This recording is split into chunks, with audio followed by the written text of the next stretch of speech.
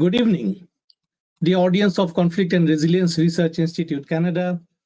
On behalf of the Institute, I welcome once again all of you to our special episode on foreign interference. And first off, thank you very much for joining us. Our today's webinar title is China's Cognitive Warfare Capability and Social Media and Foreign Interference. As usually, my name is Kausar Ahmed, and I'm delighted to be your host, and I shall moderate for this session. Before we begin, let me do the treaty recognition. Conflict and Resilience Research Institute Canada is located on original lands of Anishinaabe, Cree, Ojibwe, and Dakota and Dene peoples, and on the homelands of Métis Nation. We all were working together in the true spirit of reconciliation, and we move forward together in our journey in Canada. The audience. So far, we have aired 2 webinars in the past based on the same topic, Canada and foreign interference. And in light of these recent commission's reports and number of activities, we thought that it is possibly interesting to have one more session on it. And accordingly, we reached out to experts in this area. And luckily, we have 2 experts today, those who are going to share their ideas on this topic. You know, in recent years, the influence of social media platforms on our daily lives and political landscapes has become a topic of significant concern and debate. Platforms like TikTok and WeChat, while offering numerous benefits and connecting people across the globe, have also raised serious questions about data privacy, information manipulation, and potential for foreign interference. In addition, we have little knowledge on the cognitive warfare capability of Chinese government, on which one of our panelists will speak tonight. In this year, the Foreign Influence Commission in Canada published its initial report shedding light on the extent and method of foreign interference through digital platforms. This report was a culmination of extensive investigations and hearings reflecting the growing apprehensions within the government and among the public about the security and integrity of our democratic process. The Commission's findings underscore the urgency of addressing how foreign entities can exploit social media to sway public opinion, influence elections, and might undermine national security. Today's webinar aims to delve into these pressing issues, focusing specifically on TikTok and WeChat and the cognitive warfare capability. The social media platforms, immensely popular among diverse user base, have unique characteristics that make them particularly potent tools for influence. TikTok's algorithmic content recommendations and WeChat's multifunctional ecosystem present distinct challenges and opportunities for foreign actors seeking to infiltrate and manipulate information environments. Now let's talk about tech companies and what can they do in mitigating these risks and which are of paramount importance today. Companies like TikTok and others should adhere to the stringent data privacy standards, implement robust content moderation policies, and ensure transparency in their operations. They should proactively collaborate with government and international organizations, and at least that is what we desire. However, certain things that tech companies must consider, and such as data security, transparency and accountability, content moderation, user education, and if needed, collaboration with the government. But we are absolutely understanding that the privacy versus free speech, these are of paramount importance in democracy. However, sometimes it might contradict with the national security as well. The audience, our discussion today will explore these responsibilities in greater detail and examine how cognitive warfare is fought along with media platforms that threatens the democracy and democratic institutions in Canada and elsewhere. As we discussed in the beginning, we are privileged to have with us a panel of experts who will provide their insights in these complex dynamics. They bring a wealth of knowledge and experience from fields including cybersecurity, digital media, international relations, and policymaking. We encourage you to participate actively in this dialogue And your questions and perspectives are invaluable as we navigate these challenges together. As you know, dear audience, you can share your questions using your social media platform accounts. And this whole webinar is being live streamed and will be also available in our YouTube channel should you want to listen again. Before we begin tonight, I would like to remind everyone the structure of today's webinar. Each panelist will present their insights for about 15 to 20 minutes, followed by a moderated discussion. We'll open the floor for question and answer session, and this session will be moderated by our intern, Jessica Case. The audience, without further ado, let me welcome first our speaker, Professor Benjamin Fung, who is a Canada Research Chair in Data Mining for Cybersecurity, a full professor of School of Information Studies at McGill University. He received a PhD degree in computing science from Simon Fraser University in 2007.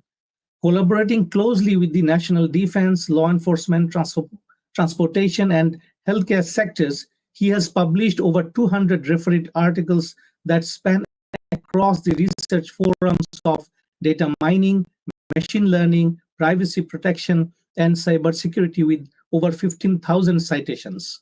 Professor Fung is a licensed professional engineer in software engineering. He appeared in our first webinar aired earlier, and you can find his first lecture and presentation in our YouTube channel. And he's going to talk on cognitive warfare of the Chinese government in the free world. Welcome, Professor Benjamin, to the show. And once again, we are so grateful to have you with us. And after I introduce Feng Li, I will start your presentation.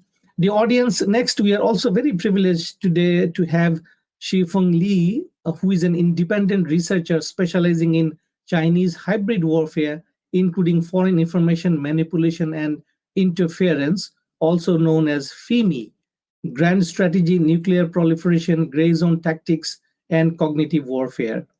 Title of the talk is China's Glaring Trojan Horse. Z research also focuses on Indo-Pacific security policy, challenges posed by emerging technologies, and the politics of Hong Kong. Z analysis has been published in prominent think tanks such as Jamestown Foundation, Global Taiwan Institute, and McDonald Laurier Institute. Z work has also been featured in international media such as The Diplomat, Modern Diplomacy, Eurasia Review, the Hill Times Policy Option, and the Hong Kong Economic Journal. So the audience, welcome Feng Li to the show. And we are really grateful because both are experts, and they have published, they have spoken, they have presented extensively in these areas. So without further ado, let's welcome Professor Benjamin for his presentation. And your slide is up, sir. Okay, thank you very much, and good evening, everyone. So in the next 20 minutes, I'm going to talk about cognitive warfare of the Chinese government in the free world. Next. I think you have already introduced me, so I will not repeat myself. But in addition to as a professor at McGill, I am also a co-spokesperson of the Action Free Hong Kong Montreal. Next.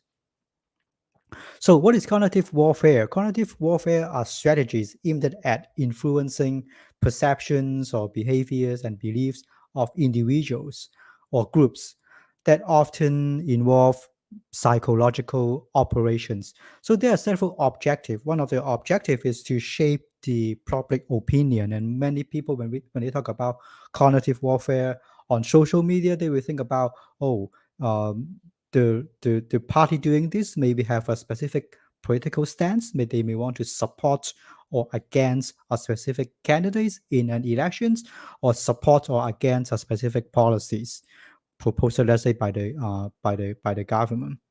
But it's not only that, right? Sometimes cognitive warfare is just to initiate conflicts from two sides. From left and right. So it's not necessarily taking a stand. Sometimes you just want to initiate the conflict, initiate the mistrust to weaken the cohesion, the social cohesion in the society. And sometimes, let's say for the Chinese government, they may want to promote a specific strategic plan. let's say the Belt and Road Initiative, right? So they have a specific strategy or plan that they want to promote. And sometimes it's a bit softer. They just want to promote the Chinese culture. They just want to promote that um, um, that the under the leadership of the Chinese Communist Party, the Chinese economic power is growing very fast, and the Western world is going down, right? So sometimes they just want to use it as a soft power to promote this. And you will often see, especially in the last couple of years, you will see that Chinese government or many Chinese company are investing on Hollywood movies, right? So on Hollywood movies, you will see that more Chinese characters that have a more positive image than before. Let's say many of them are scientists or they are heroes who sacrifice themselves for the whole humanity. Okay, so you will see more movies like this. So next. So cognitive warfare units is many people they understand that it is actually under the control of PLA, but it's not only that. There are different units running in different departments or ministry in China. In addition to the PLA, there's a United Front. United Front is a very old organization that was formed even before 1949, before the CCP take over China or control China. The idea is to unite all the or to unify all the resources in the front line to fight with the enemy. So that's how the names come from, and also the Ministry of State Security. They also have their own cognitive warfare or cyber warfare army. And it's not only that. Different cities, different provincial levels, different other ministry. They also have their own cognitive warfare or cyber warfare units. So the first term I want to talk about is disinformation. Disinformation are false information that was deliberately created to intend to deceive or mislead people. This is a bit different from misinformation. Misinformation is sometimes people who spread or who share those information, they didn't know it was not true. They thought it was correct. They thought it was true. That's why they share that specific post. Right? So this is a bit different between these two pieces of these two types of information. And we talk about cognitive warfare. Many people they talk about fake news, disinformation, misinformation. But I would say one of the most important component in cognitive warfare is amplification. Sometimes, especially for the Chinese government, they are not just trying to spread disinformation. They amplify some incidents which are true, which are correct.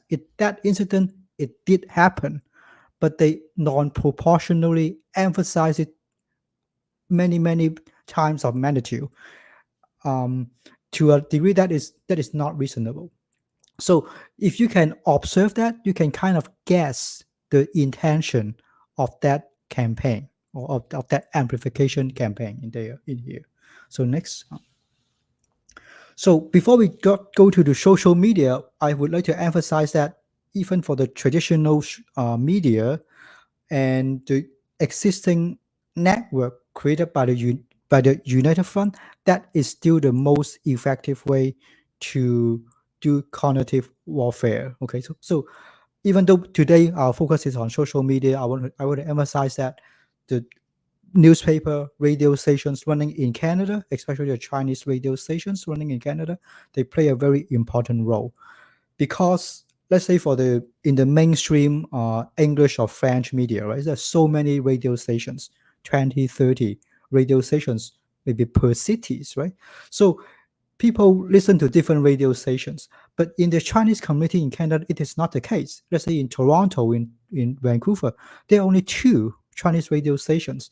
So they have lots of influence. They are very influential in the Chinese community. 10 to 15 years ago, you can still hear a lots of very diverse opinion from these Chinese radio stations. But in the last 10 years, it's gradually narrowing down. So you can see that these commentators, they are having some certain level of self-censorship. Let's say they avoid talking about Uyghur genocide. They support national security law in Hong Kong. And if you just listen carefully when they use the vocabulary, they follow the Russian and Chinese vocabulary. Say when they talk about the war in Ukraine, they say this is a special military operations. And even worse, the Chinese state government actually buy airtime directly from these Chinese radio stations in Canada to broadcast their propaganda in Canada. I think that many mainstream or many local Canadians, they probably do not know this is the case happening in the Chinese community. And they are not trying to hide this. The Vancouver Chinese Council, they actually try to contact the Chinese media leaders and try to influence them how to deliver their radio programs. So many Chinese Canadians, they still rely on these Chinese radio stations to understand Canadian politics. And that's why it is still a very important channel to bring the cognitive warfare and also the propaganda from the Chinese government perspective. Next. And so let's go to the, we finished talk about the traditional media. Let's go to the social media. Social media, we have to talk about WeChat. So WeChat is the most popular app used by the Chinese community inside China and outside of China. So it's the most popular app used by the Chinese community. And it is also called a super app. It was developed by a company called Tencent. In case you haven't heard about Tencent, in the gaming industry, it is the second largest company. So right after Sony, the third one is Microsoft, second one is Tencent. Okay, so this is how large it is. So why we call this as a super app? Because it combines many applications inside. It has the capability to do messaging, social network, news, video streaming, entertainment, shopping, payment systems. You can even make appointment with hospital and or with even with the government agencies through this single app. So it's like a combination of WhatsApp, Facebook, IG, CBC News, YouTube, Amazon, PayPal in one single app. This is a super app because on top of this is a platform. It's not just an app, it's a platform. On top of it, you can build mini apps. So government, means Chinese government, or other third-party companies, they also build additional apps on top of this. This brings security issues because it is possible that the third party may implement some malicious apps or some app that do not respect privacies on top of this WeChat. Okay, so of course, WeChat requests full access to your phone and excessive access, including location files, camera, microphone, of course, nearby devices. This is very typical. And unlike WhatsApp and Signal, WeChat does not have end-to-end encryption. Okay, what is end-to-end encryption? Suppose I send a message to Dr. Ahmed, right? So if I send it to you using WhatsApp, then only you and me can read that message. Even though WhatsApp is delivering that message for us, WhatsApp, Facebook cannot read that message. That's the meaning of end-to-end encryption. And WeChat doesn't have that. So WeChat, they only have the so-called client to server and encryption, because if they implement the end-to-end encryption, they cannot impose censorship on the message, right? So this is another property of WeChat, is the heavy censorship. So next. So when we talk about WeChat, there are two different networks. One is inside of China, another one is outside of China. Let's talk about on the right-hand side one. It's called Weixin. Okay, so it's inside of China. And so in case a user send a sensitive message inside China, of course, he will be monitored. And if the message contains some sensitive terms, it will be blocked. So the recipients may not able to receive that message inside China. On the left-hand side is outside of China, let's say in Canada. So if the user is using WeChat in Canada, when he send a message, it can reach all the recipients outside of China. Whether it can reach someone inside China, it depends on the contents of the message. Okay, even though it is not censored outside of China, it is still being monitored. So they still know every message you send, and all the Chinese people understand they have been monitored, and because of that, they have self censorship, right? So they will not send sensitive information. Otherwise, when they go back to China, they will be stopped at the custom, or their family member in China may get into trouble. Okay, so that's the situation in WeChat. Next. For TikTok, I will leave it to Zifeng. Okay, so but in here, I just want to quickly go through that TikTok. Again, just like WeChat, request lots of unreasonable access to the phone, including in an older version of TikTok, they even access the clipboard every 11 seconds. So every 11 seconds, they try to access the clipboard. Clipboard is a very sensitive place because when you copy paste things, right, you are going through this clipboard. So if you copy paste password and they read it every 11 seconds, they may able to get your password. So this is again security concern. But let's talk about that later. Next. When we talk about disinformation, we have to talk about this iconic case in Canada. So again, we briefly talked about that last time, but I will just quickly go through this again. So Kenny Chiu was a former Conservative MP in Richmond, British Columbia. He was very outspoken on Hong Kong and democratic issues, and always criticized human rights issues happening in China. So the Chinese government doesn't like him very much. So next. So in 2021, he was trying to propose a foreign influence registry act, which is very similar to the recent C-70 Act that we have just passed couple weeks ago. Similarly, that act is to try to expose the ties or the relationships between agents running in Canada with other foreign countries. So, and in 2021, he was trying to run an elections. A large disinformation campaign was going against Kenny Chiu in 2021 on WeChat, WhatsApp, and different Chinese media. It's a very typical strategy. They try to position Kenny Chiu to be a racist, against the Chinese community, which is not true. Actually, he cares about Chinese community. That's why he spent so much effort to talk about human rights issues happening in China. Next.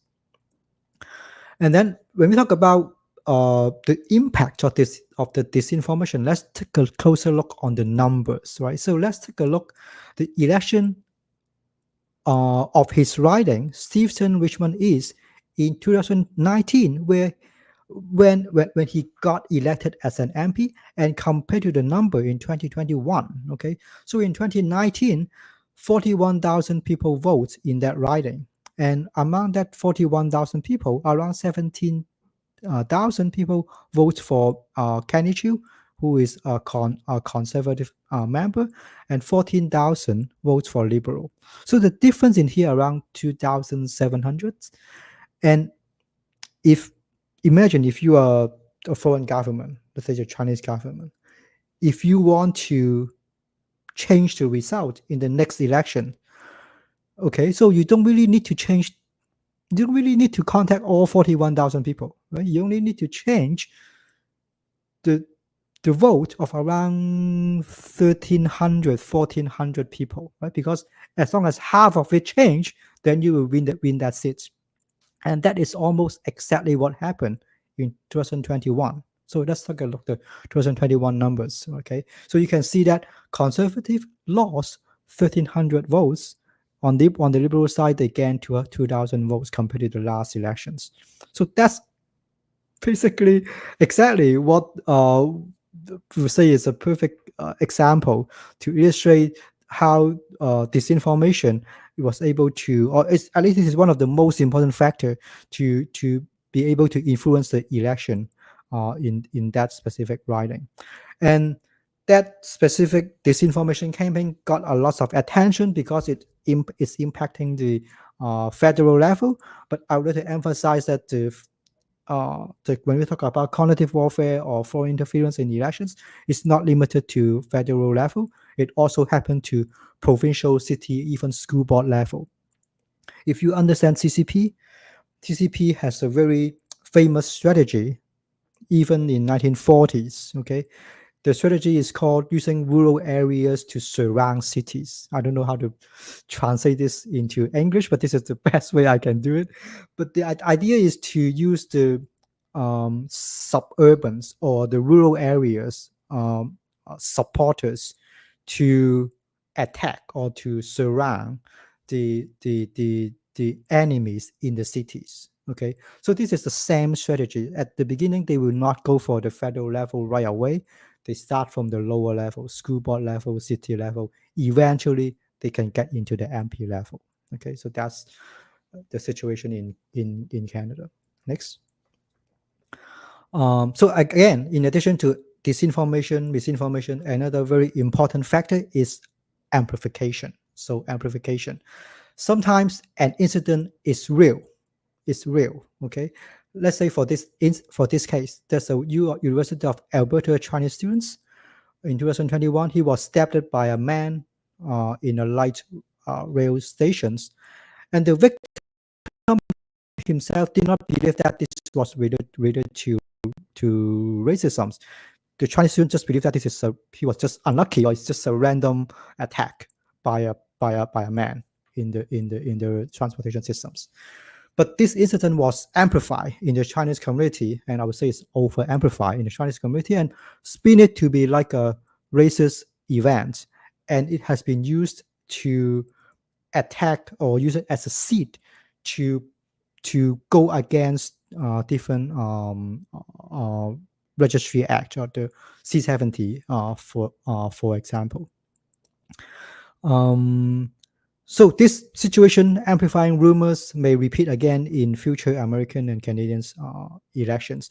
I would like to emphasize that in many cases, the Chinese government are not trying to create disinformation. They are not trying to create fake news, because just by using existing materials brought up by the opposition's party. Let's say if I want to attack liberal, I just have to go to conservative and take out the materials that the conservative use to attack liberal. Then I have enough materials to do that. I just have to amplify that, right? I just have to help them to amplify that. Then I can achieve my specific goal.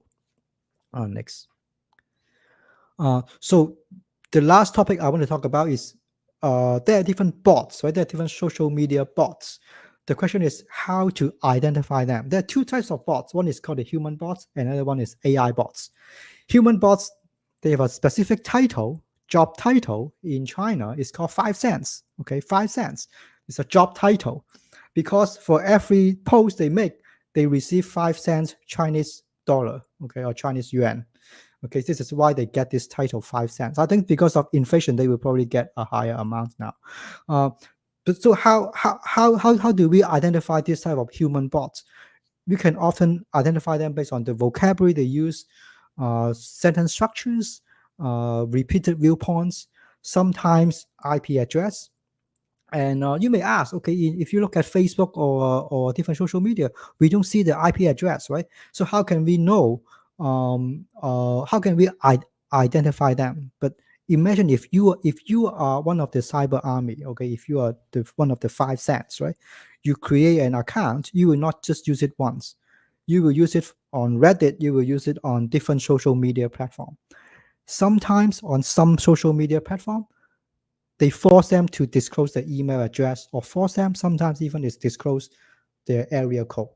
So by looking at this piece of information, we can pretty confidently infer that that person is actually from China. And they have, if you look at it in a larger scale, not just one by one, at a larger abstract aggregated view, you will see that they have working hours. They work Monday to Friday, sometimes up to Saturday, 9 to 5 in China time, not Canadian time, not American time, in China time. And sometimes if you take a closer look, they have a lunch hour at 12 o'clock. So that is what happened on human bots. And due to the language barrier, they very effective only up to 1 to 3 tiers of sharing, right? So when we talk about how effective the disinformation or cognitive warfare, we talk about how many layers of sharing they have, right? Usually just 1 to 3 layers because of the language barrier. So next.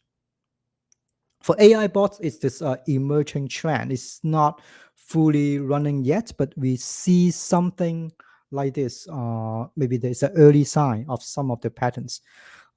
First of all, AI bots overcome the language barrier. It's no longer just limited to Chinese community because they can write basically in any language by using ChatGPT. Because of that, they can write it like a local Canadian, like a local American. They can go beyond 4 or 5 layers of sharing. This is much more effective and concerning, right? They also work 24/7, not limited by lunch hours. And with TikTok, I think Zifeng will talk about, they can precisely pinpoint some swingers. And after doing this campaign, they delete the accounts. This is not the case for human bots.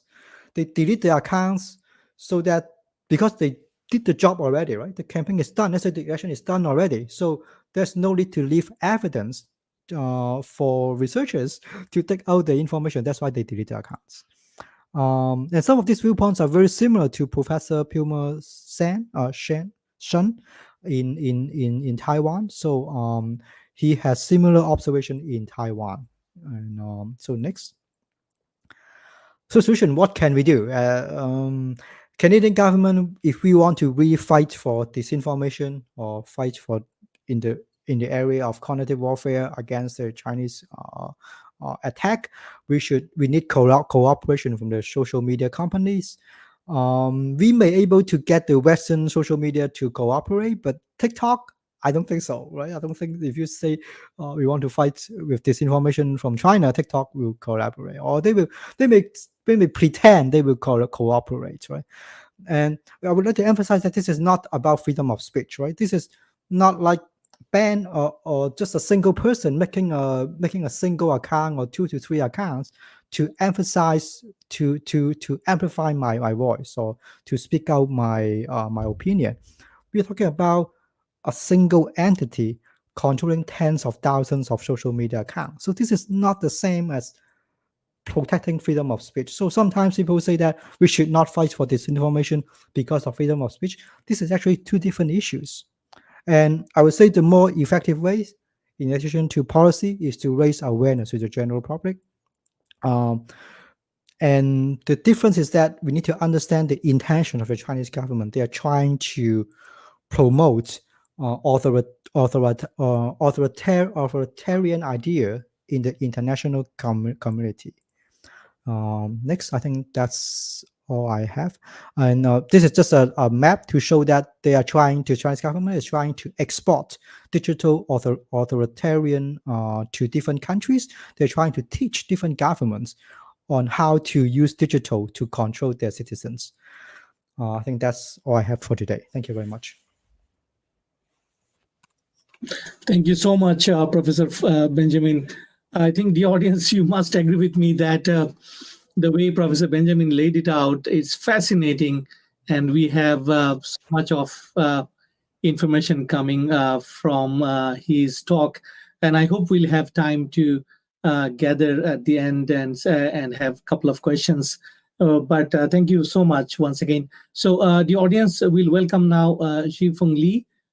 Please, you can go ahead and your slides. Just a second. Yeah, let me put your slides. Yes, so it will go in the beginning. And the audience will listen now intently about, and very specifically about TikTok and how it is being used to shape into foreign interference. So Zhifeng Li, floor is yours. Please go ahead. Unmute kindly. Yeah. Good evening, everyone. So my name is Jifeng Li. I'm an independent researcher specialized in Chinese hybrid warfare. And today I'm going to talk about TikTok specifically, how Beijing is using TikTok for digital surveillance and inference operation. Next, please.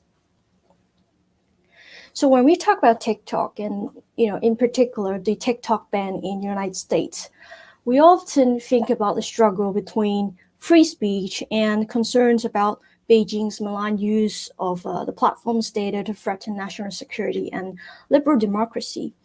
But few research has really dived into the question from Beijing's perspective. How does the PRC view TikTok?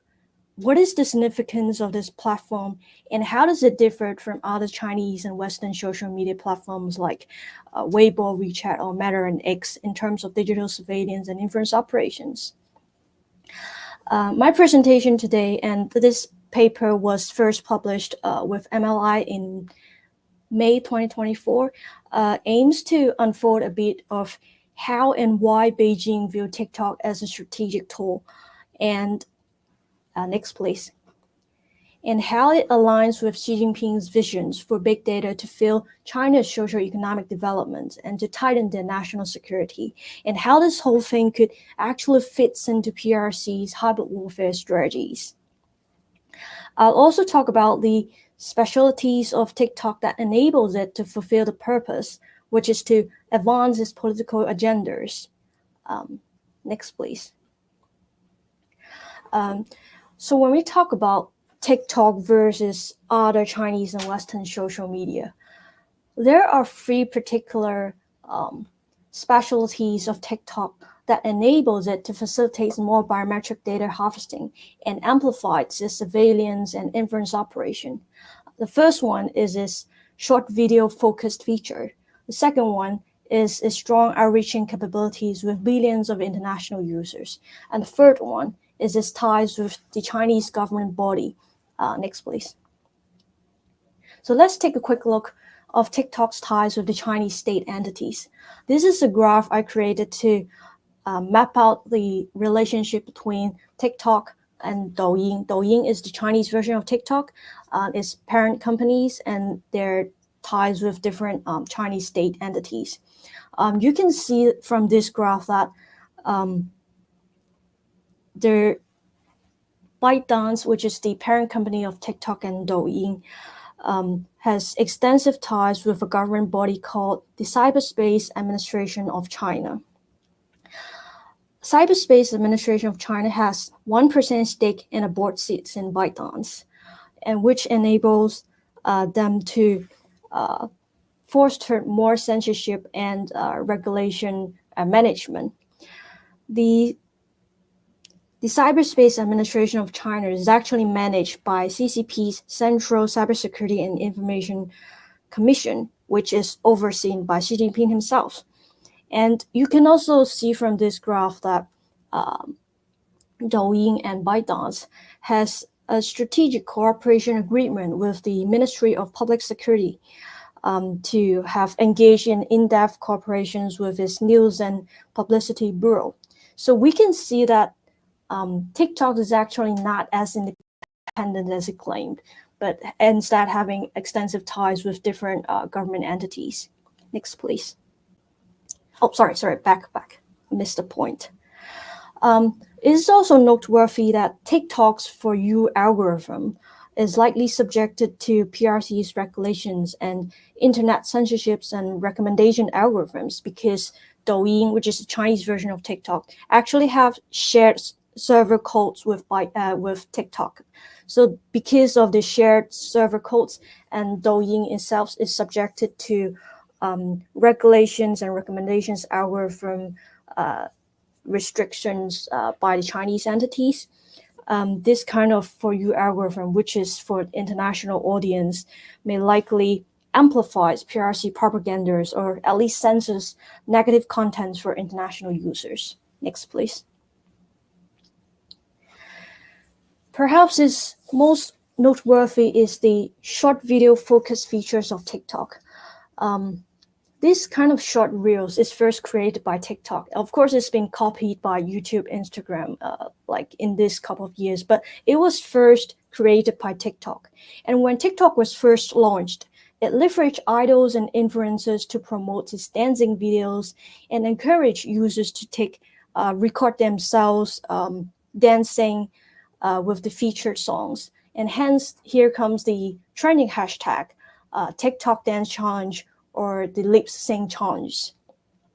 These kind of videos focus on the user's face, voice, and body movements, and therefore TikTok is able to harvest much more biometric data, such as face print and voice prints, than any other social media platforms like Weibo or Meta. Next, please. And because PRC's surveillance system often struggles with facial recognitions across different ethnicity, this kind of billions of TikTok data from international users actually helps fill the gaps. The diversity of the data, which is various race in multiple accents and language settings, could be used to train PRC's mass surveillance algorithm and enhance its technology to a more efficient and far-reaching capability. Next, please. So we all know that TikTok's data is transferred to China, but how do they actually do it? There is actually two ways. The first one is through Chinese legal framework, and the second one is a more sneaky way through backdoor codes and the CapCut software. Next, please. So let's take a quick look on TikTok's data transfer to China through the Chinese legal framework. Indeed, multiple legislation has been brought into force in the past decade to support Xi Jinping's ambition to leverage data for PRC agendas. This includes state security law, cybersecurity law, the intelligence law, measures on cybersecurity review, etc., etc. An entire legal framework is built to force Chinese company to hand over the data. So I'll just give a quick example of how the law could be used. For instance, under the Chinese intelligence law, ByteDance would have turned over foreign users' data to support, assist, and cooperate with the national intelligence work. And after they give up their data to support their work, they're actually obliged to keep that secret from the public, meaning that TikTok could already have done that and, there's no information in public. Next, please. The other way is through a more sneaky way, which is the backdoor codes. Previous studies has indicated that TikTok's users has been repeatedly accessed from China, and some US users' data are even stored in China. There was a lawsuit filed against ByteDance last year, alleging that the company built backdoor channel in the code, which would allow certain high-level persons to access users' data, no matter where the data is located, and even if it's hosted by a US company with servers located in the States. But while it's common knowledge that data collected by TikTok could be transferred to China, given its company structure, there is actually a more direct way that foreign users could give up their data to Beijing voluntarily, and that is through CapCut software. As mentioned above, the TikTok Dance Challenge is one of the most popular videos created on the platforms, and a lot of those dancing challenging clips comes along with a video template, which is a pre-designed framework with some customizable features for users to create similar videos of their own. And this videos template service is provided by CapCut, and CapCut is actually a ByteDance company.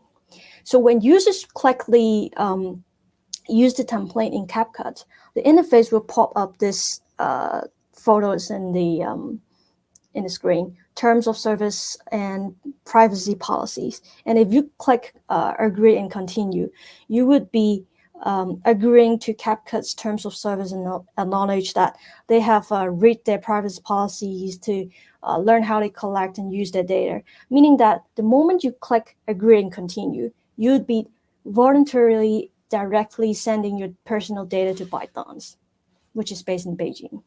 Next, please. So TikTok's extensive global reach and pervasive data collection infrastructure actually implies that most of PRC targets, including journalists, activists, researchers, could be subjected to Beijing's mass surveillance regardless of their geographical locations, or even if they themselves are not using TikTok at all. Next, please. So let's talk about PRC's influence operation in TikTok. What's special about it?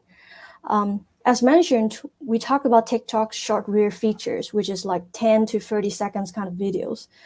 This kind of videos features, which is most popular in TikToks, are actually integrating various cognitive warfare tactics that exploit vulnerabilities in human psychology for inference operations. Quick cut, intense background music, and visuals. These short videos not only help convey the PRC message better, but also helps trigger emotional response from manipulations. As emotional manipulations is often based on one's fears and anxiety, which therefore impact human brain from rational thinking, it makes one more susceptible to persuasive messages, propaganda, and disinformation. Next, please. So here's an example using China Coast Guard and PLA's Great Zone activities around Jinmen Island, which is around Taiwan, in the Taiwan's prohibited and restricted waters. On the right-hand side, you can see it's videos, 16-second videos published by PRC State Media, China News Service. They published the title as "The Eastern Theater Command Naval Fleet Conducts Realistic Combat Training" on TikTok. This video actually amplifies Chinese capabilities while challenging Taipei's ability to exercise control in the restricted and prohibited waters. This video focused on missile firing scenes with loud shooting noise and accompanied by wordings such as, "Oh, the Eastern Theater Fleet is always ready to fight," etc. This attempts to generate fear and distrust in the Taiwan society and therefore waver their support for Taipei to confront Beijing's actions, and also maybe perhaps future attempts to change the status quo by threatening wars on the island. Next, please. This is actually a very alarming situation right now, is that TikTok's latest efforts to fight the possible ban in the United States have demonstrated its political mobilization capabilities and its determinations to use it to fulfill its political agendas on foreign soil. When I think it's in March 2024, after the news of the potential ban of TikTok broke out, the TikTok CEO Zhou Shouzhi actually posted a video on TikTok to urge the public to call their representatives in the U.S. Congress to voice the opposition to the potential ban. And after that, lawmakers' offices were flooded with calls by TikTok users. One of the senators was actually threatened by receive a death threat through voicemail, saying that if you ban TikTok, I will find you and shoot you, which is kind of ridiculous. But the fact that TikTok's effort to fight the potential ban demonstrate how powerful and dangerous its political mobilization power could be. And it is therefore imperative for like-minded democracies to take more rigorous measures to mitigate the risk posed by TikTok and ByteDance as soon as possible. Next, please. So at last, I'll provide some policy recommendations. Because TikTok's distinctive significance make it difficult to be replaced by other Chinese social media platforms in the near future, and therefore compelling TikTok to divest from this Beijing-based parent company ByteDance would be an effective solution to the burning issue to protect our sensitive data from China. But of course, we should also consider other long-term solutions, such as banning cross-border data transfer to foreign adversary, scrutinizing laws and regulations for data brokers, mandating universal transparency practices, as well as education and better strategic communication to bolster democratic resilience. This is the end of my presentation. Thank you all for today. Next, please. And I'll happy to answer any questions if you want to discuss further of any concerns. Thank you.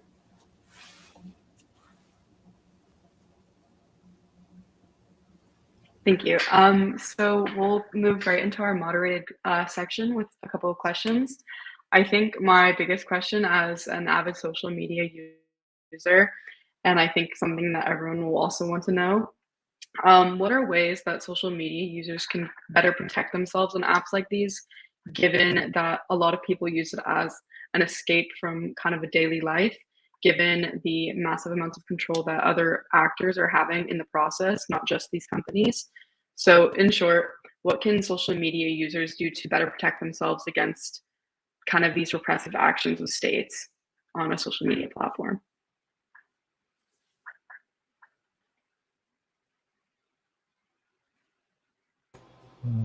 Okay, so maybe I will go first. So for privacy, so of course, limits the information that you share on that on some social media platform.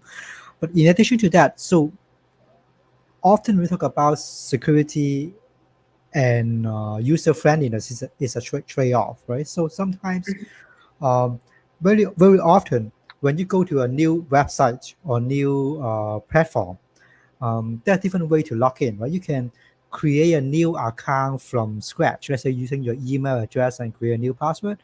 And more convenient way is that just use your Google account to log in or use your Facebook account to log in.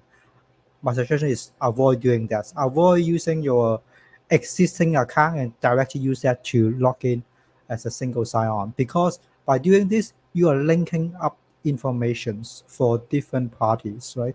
So when we talk about privacy protections, the biggest threat in privacy is often about linking different pieces of information from different sources together. That's the biggest threat. So that's my first suggestions to help a little bit on the privacy side. Thank you. I can pose another question. Do you find any other states kind of acting in a similar manner besides Russia, kind of having this influence on social media the way that China is seeming to do, especially now?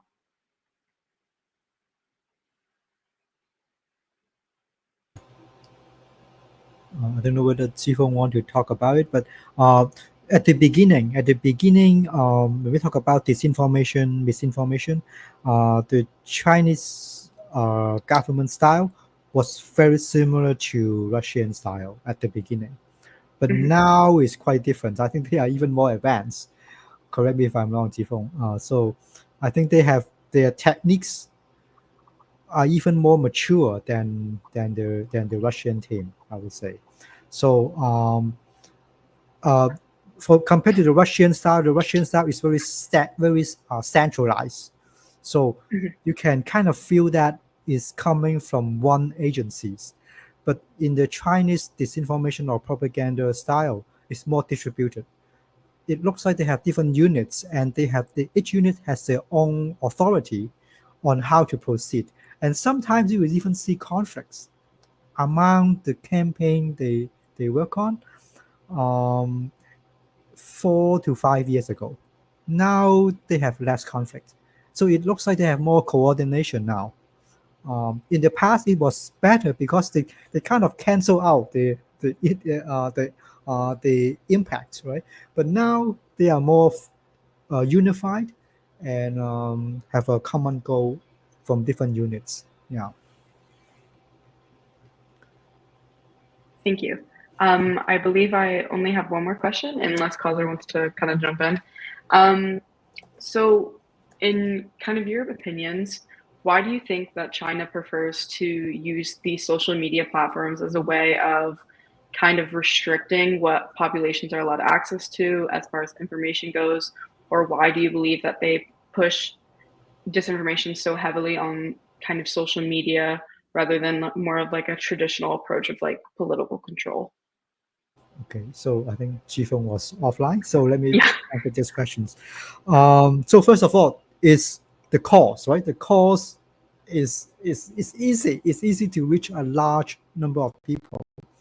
Another issue is that we do not, as I mentioned in one of my slides, to influence a specific writing, We don't need to contact all 40,000 people.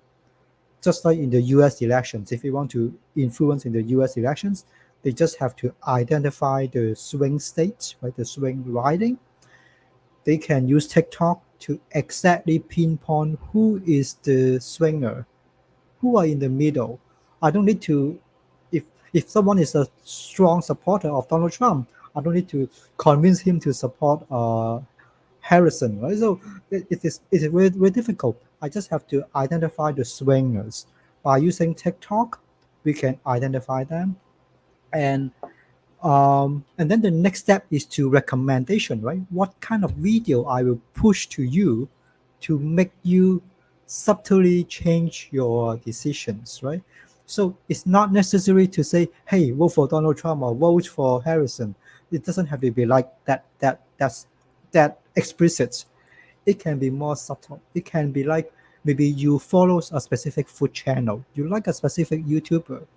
You just have to push that YouTuber, and that YouTuber just mentioned, oh, I don't think Donald Trump is a good president. I don't like the way he speaks.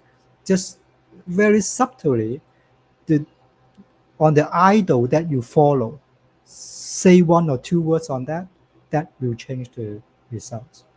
Yeah, I don't know whether Sifong had any other additional comments.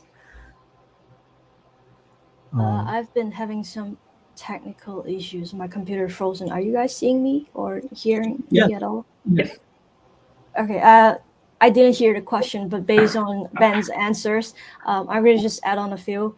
I think Chinese influence operations on social media are very extensive and sometimes without people realizing it, to mainly have 2 agendas. One is to promote a better image or perception of China, which is what they call telling the China story well. Like they just fascinate happy Uyghurs in Xinjiang, that there is no genocide, things like that, to sow confusion in the international arena. And the other thing is to just create confusion and distrust of international audience to their democratic institutions, like conducting electoral interference or just spreading disinformation on that government to undermine trust, and just perhaps like Ukraine and Taiwan, they try to spread disinformation to undermine their support to Ukraine and Taiwan, or even the Uyghurs, for in their democratic countries, and pressure the government not to do something, or to align with China's policy, etc. So I think there is different agendas according to their political settings at that time. Amazing, thank you. I'll pass it back over to Kaiser. Thank you, Jessica. I have one question for both of you. And this is something pertaining to young people, Canadians from Chinese diaspora. So given both of your work in this particular area, and you did mention in your presentations, respectively, about raising awareness, because it is often difficult in our society to have a policy or the policy and then, enforce it using police and other things. We don't do it here.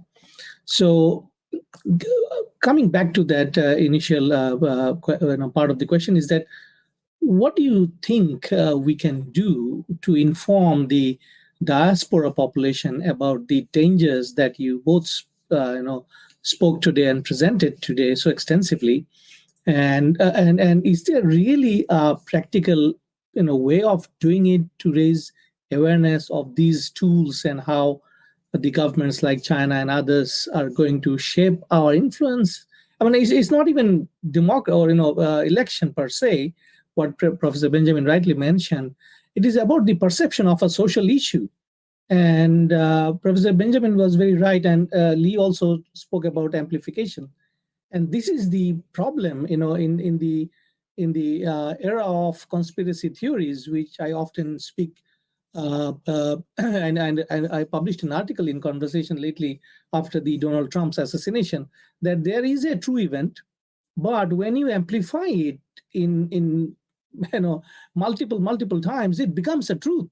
Whether it was a small or tiny incident, that is not important. What is important is how many times it was amplified by a single group with a different ideology.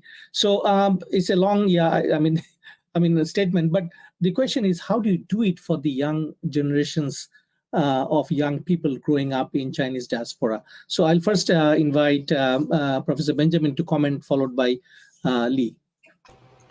Okay, so you are correct. It is a very difficult issue. First of all, on the traditional media, I think based on C70, we should able to stop at least the propaganda. The Chinese radio station running the propaganda directly on the Canadian soil. I think that's the first step. If they are receiving funding from the Chinese government, they have to declare that. To address the younger generation in the Chinese community in Canada, that is difficult because the CCP do it very intelligently. Okay, you can see that in the last, I would say, 5 to 8 years, there's a swing to the left side, right, in the Canadian society. So people are more aware about racism, about LGBTQ, right? So this is on the left side issues, and the younger generations, especially in school, they have been always taught on this specific issue, which is very good. I am fully supportive on this, but the CCP is also making use of this anti-racism seat to go against certain certain acts or certain candidates, right? So so again, I think the only way is to raise awareness. So for now, C70 has been passed. I hope the university administrator, they will try to explain the implication of this act to some of the students, especially international students, that they are not supposed to pass information to foreign government. They have to raise awareness about the relationship with the Chinese government, right? So I would say the root of the problem is whether Canadian consider Chinese government. I'm not talking about Chinese people. I'm talking about Chinese government. Whether we should consider Chinese government as a friend. The difference between people who do not use TikTok and people who are more willing to say, I would like to use TikTok, I have nothing to hide. That's why I will use TikTok. Right? That's why it's the same as IG, the same as Facebook. That's why I will keep using it. Right? The difference between these two groups of people is whether you consider the Chinese government as a friend or as a potential threat. Right? That's the root of the problem. Thank you. Lee, your comments, please. I think, first of all, if we have to target young Chinese diaspora communities in Canada, the first one would definitely be education, better educations to identify fake news and propaganda. I think the Finland's anti-fake news initiative in 2014, if I remember correctly, would be a good examples of how schools could actually teach students or even journalists, politicians, and ordinary citizens how to counter disinformations that are destined to solve confusions and magnify divisions in the society. I think those kind of educations would be necessary to enable young adolescents to actually know what is going on in the information space. And if they learn how to do that, they don't necessarily target only like Chinese disinformation, but all kinds of disinformation. So it's like it's if it could become a compulsory mandatory cause, that would be effective into bolstering democratic resilience in the society. And secondly, to target adolescents, of course, it would be to target the social media platforms themselves. I think it would be useful if we could create some kind of universal transparency practices with the very large online platforms, very Facebook, X, or even well, we can't actually mandate Chinese social media platforms as they're not based in Canada. But if we could have some kind of regulations and universal practice in other Western media platforms, which are also used by Chinese diaspora as well, we could lessen the infiltration that Chinese influence operations could be. For instance, there are also a lot of cyber attack or even spam bots attacking Chinese researcher on Twitter, for etc. If those could be limited, it would be useful for people to identify what is actually true and what is not. And I think Ben mentioned a very good point about YouTuber or your influencer or your idol, just mentioning some political views and stands. And that is actually a very useful way of thinking about it, because if they can have influencers and YouTubers spreading disinformation, why can't we have YouTubers spreading true information, right? Or teaching people how to identify fake news, or what is the Chinese state entity's agenda, or what TikTok is even about, right? So I think there are multiple dimensions, kind of practice or methods we could actually pursue to bolster the resilience in society. Thank you so much. The audience, we have heard from our panelists, and they have covered a quite extensive landscape with regards to cognitive warfare capabilities, how it shapes influence, and what are the objectives of these activities. And independent researcher Lee also explained how these particular communication apps work and what are the dangers lying there. But most importantly, both the panelists mentioned about resilience and how to really create those, because we don't have any other option other than living with those dangers, if that is what I perceive out of the 1 hour discussion that we have had today. This is the age of technology and the age of artificial intelligence. Whether we want it or not, that is, I think, immaterial. These are there. And we get to acquaint ourselves, we get to ready ourselves. And there comes the part of the resilience. If we are ready, then we can understand and defeat this kind of threats. And I think Professor Benjamin is very right. At this point in time, we have a regulation, Bill C-72, and we need to understand and educate policymakers, the university leadership, institutions like these about various clauses of this particular legislation and how we can really take adequate measure to intervene if there is something going on in that line. And I think these are important takeaways from our webinar. And I'd like to end this session. But before I end, I'd like to share with you, the audience, Professor Maria Chung, who is actually the lead initiator of this project, and she is an advisor to CREEC, is not present today. She has some important issues to take care, but she apologized and expressed her that she couldn't be here today, but she expressed her gratitude to both the panelists. Thank you so much on behalf of her. And I would also like to mention that Jessica Case, our MITAC intern, would be leaving us day after tomorrow morning. And we'd like to express our gratitude from CREEC for her help, because she is also the main organizer of this series.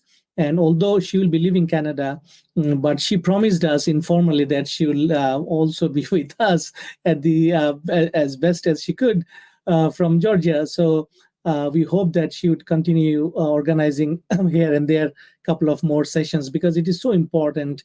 And I think our viewers are immensely benefited, just given the sheer number of the views that we have seen in YouTube and other social media channels. So thank you, Jessica, on behalf of MITAC and CREEC, for your excellent support, and especially in this project.